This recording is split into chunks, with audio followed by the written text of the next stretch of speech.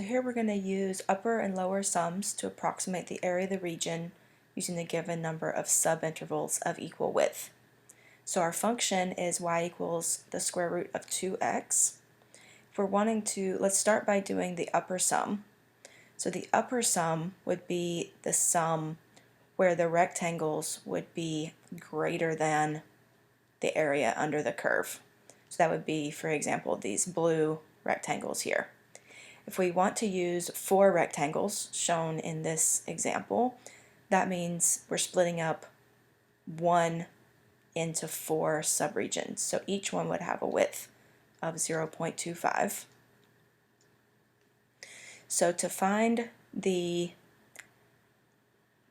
would be the width of every rectangle. To find the height of each rectangle, we can plug in our x value into our formula. So the first height would be the height right here, which would be when x is equal to 0.25. So if we plug in that the square root of 2 times 0.25, that would give us the height of our first rectangle, which we would then multiply by the width of the rectangle to find the area of the total rectangle. So the width of each rectangle is going to be 0.25. And then we can add the next rectangle. The next rectangle would have a height at this point right here. It would also have a width of 0.25, just like the last one.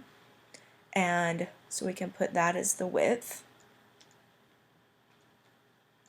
The height would be the function value at this point here, which is 0.5.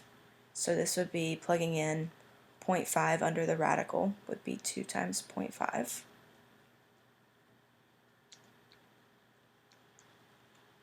And that would be the area of the second rectangle. For the third rectangle, it would have a height of here. So that would be where x is equal to 0.75. But the width of the rectangle is still going to be 0.25. So we can put 0.25 as the width times the function value, which would be 2 times 0.75. And then the last rectangle would also have a width of 0.25, but have a height at 1. So it would be plus 0.25 times the square root of 2 times 1. Okay, so then we can just evaluate that.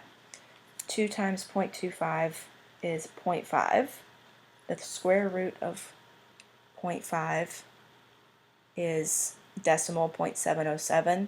Multiply that by 0.25. And that gives us, we're wanting to round to 3 decimal places, so this would be 0.177. And then add 2 times 0.5 is 1, square root of 1 is 1, times 0.25 is 0.25, plus, we can do 2 times 0.75, which gives us 1.5. The square root of that is a decimal, about 1.224. Multiply that by 0.25, and that gives us 0.306, rounding to 3 decimal places, and then plus 2 times 1 is 2, the square root of 2 is 1.414 approximately, times 0.25 is 0.354. So then we can just add all of these up to get 0.177 plus 0.25 plus 0.306 plus 0.354 is 1.087. So that would be the answer for the upper sum. And I'll do a separate video for the lower sum.